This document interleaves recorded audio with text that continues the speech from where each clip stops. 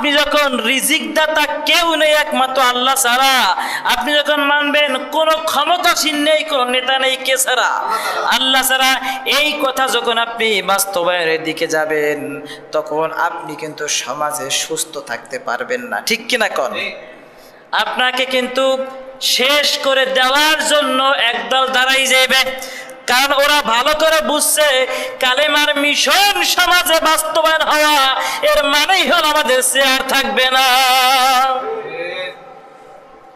আর এইটাই হচ্ছে আজকে সমাজে যারা কালেমার দাওয়াত দিয়া কালেমাকে ঘর থেকে নিয়ে রাষ্ট্র পর্যন্ত এবং সংসদ ভবন পর্যন্ত বাস্তবায়ন করতে চায়, এদেরকে দমানোর জন্য আর একটা দল পিছনে ভেজে আছে। ঠিক কিনা কম? আছে না? আছে। কারণ ওরা চাইলো দুনিয়ার ক্ষমতা, আর কালেমা ওরা চাইলো পরকালের ক্ষমতা। ঠিক কিনা? আদম আলাইহিস সালাম জান্নাতে বসবাস করতেছেন, ঠিক তোমরা ওই জান্নাতে বসবাস করবে, কিন্তু তোমাদেরকে দুইটা মিশন সাকসেসফুল করতে হবে। সেই দুইটা মিশন কি? আল্লাহ রাব্বুল আলামিন আমাদেরকে জানিয়ে দিয়েছেন সূরা তাওবার 9 নম্বর সূরা, সূরা তাওবার 111 নম্বর আয়াত আল্লাহ পাক বলছেন, আল্লাহ রাব্বুল আলামিন বলেন, ইন্নাল্লাহা আশতারা মিনাল মুমিনিনা আনফুসাহুম ওয়া আমওয়ালাহুম বিআন্না লাহুমুল জান্নাহ। ইন্নাল্লাহ হাশতারা, নিশ্চয়ই মহান আল্লাহ। কে বলেন? আল্লাহ। নিশ্চয়ই আল্লাহ ইশতারা, তিনি ক্রয় করেছেন, আল্লাহ কিনেছেন। আমরা দুনিয়াতে হাট বাজারে বেচা কিনা করি না? আমাদের বেচা কিনা হয় না?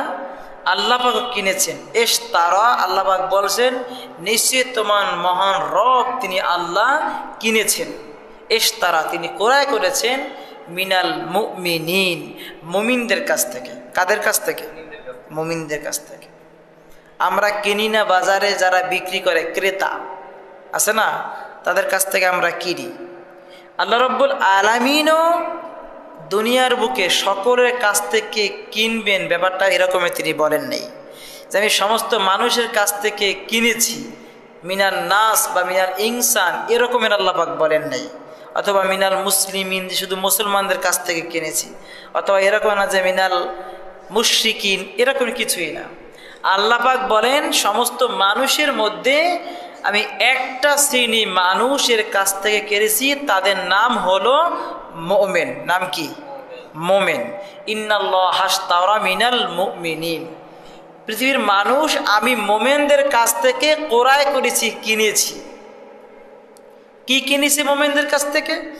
আপনি যদি প্রশ্ন করেন রব্বুল আলামিন আপনি মুমিনদের কাছ থেকে কি কিনেছেন, তখন রব্বুল আলামিন উত্তরে দিচ্ছেন আমি মুমিনদের কাছ থেকে 1 নম্বরে ওয়া আনফুসাহুম, তাদের জান আমি আল্লাহ তাআলা ক্রয় করে নিয়েছি। সুবহানাল্লাহ। আমি মুমিনদের কাছ থেকে তাদের জান ক্রয় করেছি, তাদের জীবন কি ক্রয় করেছি? তাদের জীবন ক্রয় করেছি। ও আমওয়ালাহুম, তাদের সম্পদ ক্রয় করেছি। সুবহানাল্লাহ পড়েন। আল্লাহ পাক বলেন আমি মুমিনদের কাছ থেকে তাদের জান এবং মাল ক্রয় করে নিয়েছি। আল্লাহকে যদি আপনি প্রশ্ন করেন রব্বুল আলামিন জান এবং মাল আপনি তো ক্রয় করে নিয়েছেন, বিনিময়ে আপনি কি দান করবেন? আমরা দুনিয়াতে তো ক্রয় বিক্রয়ের ক্ষেত্রে আমরা টাকা দেই, আমাদেরকে ক্রেতা, আমাদেরকে যেই ব্যক্তি বেচে ওই ব্যক্তি আমাদেরকে কোনো দ্রব্য দেয়, আলু দেয়, পেঁয়াজ দেয়। ঠিক কিনা? আমরা টাকা দেই যে এইটা আমাদেরকে দেন, টাকা দেই, বিনিময়ে তারা আমাদেরকে সেইটা দেয়। এবার আল্লাহ পাক আমাদের কাছ থেকে কিনেছেন জান এবং মাল কিনেছেন। যদি আল্লাহকে প্রশ্ন করি রব্বুল আলামিন বিনিময়ে আপনি আমাদেরকে কি দিবেন, আল্লাহ উত্তর দিচ্ছেন বিআন্না লাহুমুল জান্নাহ, আমি তোমাদের জান এবং মালের বিনিময়ে তোমাদেরকে জান্নাত দান করব। সুবহানাল্লাহ। জান এবং মাল দিবা, বিনিময়ে তোমাদেরকে কি দান করব?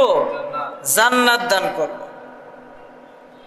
এবার আপনি যদি বলেন এটার ব্যাখ্যা কিরকম হতে পারে, আল্লাহ পাক রব্বুল আলামিন এই প্রশ্নের উত্তর এই আয়াতের মধ্যে দিয়ে দিয়েছেন সামনে। আল্লাহ পাক বলছেন আমি তোমাদেরকে জান্নাত দান করব, বিনিময়ে তোমরা জান দিবা, মাল দিবা, যদি আমি প্রশ্ন করি রব্বুল আলামিন জানমাল কোথায় দিব, আপনাকে তো দেখা যায় না, পাওয়া যায় না, কার কাছে দিব? প্রশ্ন আসতে পারে না যে আমরা তো বেচা কিনা করি, আমরা যে ব্যক্তি বিক্রি করে বিক্রেতা তার কাছ থেকে আমরা তাকে টাকা দেই, সে আমাদেরকে মাল দেয়। এবার আপনি বলেছেন আমাদের কাছ থেকে জানমাল কিনেছেন, আমরা মুমিন, জান্নাত দান করবেন। এবার প্রশ্ন হলো আপনাকে তো দেখলামই না দুই চোখে, তাহলে জানমাল কোথায় দান করব? আল্লাহ পাক উত্তর দিচ্ছেন, আল্লাহ রাব্বুল বায়ান কুসাহুম ওয়া আমওয়ালাহুম বিআন্না লাহুম জান্নাত ইউকাতিলুনা ফি সাবিলিল্লাহ। এক নম্বরে তোমরা আল্লাহর পথে জিহাদ করবে, আর জিহাদের মাধ্যমে তোমরা আল্লাহর পথে জান বিলাই দিবা। সুবহানাল্লাহ। ইউকাতিলুনা ফি সাবিলিল্লাহ। যদি প্রশ্ন করি আমরা কোথায় আমাদের জান দিব, আপনি তো কিনেছেন, তারপরে পাবো কোথায়? আল্লাহ পাক বলেন আমি থাকবো জিহাদের ময়দানে। জিহাদের ময়দানে জান দরকার। কি দরকার? মানুষের জীবন দরকার, রক্ত প্রয়োজন। রক্তে প্রয়োজন হওয়ার কারণে তোমরা যখন ওখানে মুমিনরা জীবনটা দান করবা, জানটা দিয়ে দিবা, তখন আমি আল্লাহ রব্বুল আলামিনকে সেই জান দান করা হবে। সুবহানাল্লাহ। ওই জানকে জিহাদের ময়দানে দিলে না, ওটা আল্লাহকে দিলে আল্লাহ তোমার পক্ষ থেকে জান ক্রয় করে নিয়েছেন। সুবহানাল্লাহ। শুধু তাই না, জিহাদ তো করবে, জান আল্লাহর জন্য দিয়ে দিবা। ফায়াকতুলুনা ওয়া ইউকতালুন। তোমরা নিজেরা আল্লাহর পথে জীবন দিবা এবং তাদেরকে মারবা, জিহাদ করবা। এবার এই জিহাদের ধরন কেমন হবে? জিহাদ মানে হলো সামনাসামনি যুদ্ধ। কি যুদ্ধ? জোরে বলেন। সামনাসামনি যুদ্ধ। এর মানে হলো এই, আল্লাহ নবীজি সাল্লাল্লাহু আলাইহি সাল্লাম সাহাবীদেরকে নিয়ে কাফেরদের বিরুদ্ধে যুদ্ধ করেছেন একটা কারণে। কারণটা হলো তিনি দাওয়াতি মিশন চালিয়েছেন। তিনি বলেছেন লা ইলাহা ইল্লাল্লাহ। যখন এই কালেমার দাওয়াত দিলেন, কাফেররা মানলো না, কাফেররা উল্টা আক্রমণ করলো। কারণ কাফেররা লা ইলাহা ইল্লাল্লাহর মর্মার্থ বুঝছে, ঠিক কিনা কোন? আবু জাহেল, উতবা, শাইবা, মুগীরা, তারা সবাই বুঝতে পেরেছে এই কালেমা যদি আমরা গ্রহণ করে নেই তাহলে আমাদের শেয়ার থাকবে না। কি থাকবে না? আমাদের শেয়ার থাকবে না, আমাদের ক্ষমতা থাকবে না, ক্ষমতা হয়ে যাবে মুহাম্মাদের হাতে। ঠিক কিনা বলেন? এই জন্য লা ইলাহা ইল্লাল্লাহটা মানি না।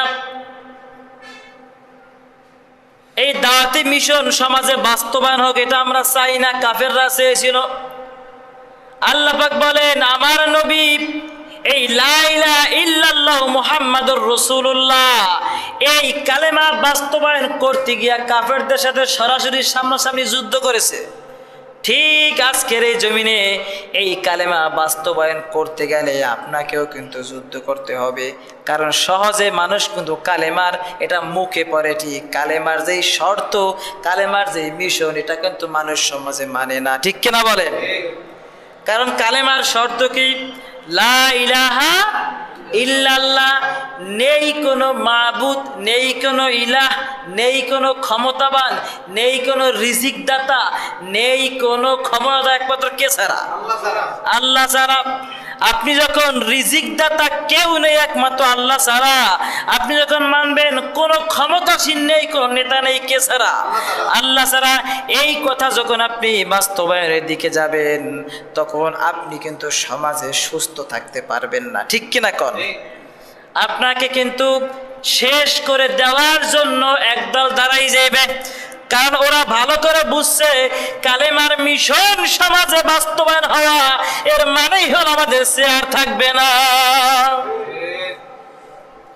আর এইটাই হচ্ছে আজকে সমাজে যারা কালেমার দাওয়াত দিয়া কালেমাকে ঘর থেকে নিয়ে রাষ্ট্র পর্যন্ত এবং সংসদ ভবন পর্যন্ত বাস্তবায়ন করতে চায়, এদেরকে দমানোর জন্য আর একটা দল পিছনে ভেজে আছে। ঠিক কিনা কম? আছে না? আছে। কারণ ওরা চাইলো দুনিয়ার ক্ষমতা, আর কালেমা ওরা চাইলো পরকালের ক্ষমতা। ঠিক কিনা? এই জন্যই তোরা কাউকে পরোয়া করে না, কাউকে কোনো ছাড় দেয় না, সঠিক কথায় কাউকে মাফ করে না। ঠিক কিনা বলেন? কে সামনে আছে কে পিছনে দেখার টাইম নাই, একমাত্র সামনে পিছিয়ে মহান রব, কারণ বাস্তবায়নের জন্য এসেছে তার কালিমা। সুতরাং আল্লাহ পাক বলেন ফায়াকতুলুনা ওয়া ইউকতালুন, তোমরা এই কালেমা বাস্তবায়ন করতে গিয়া নিজেদের জান দিবা আবার জান নেবা।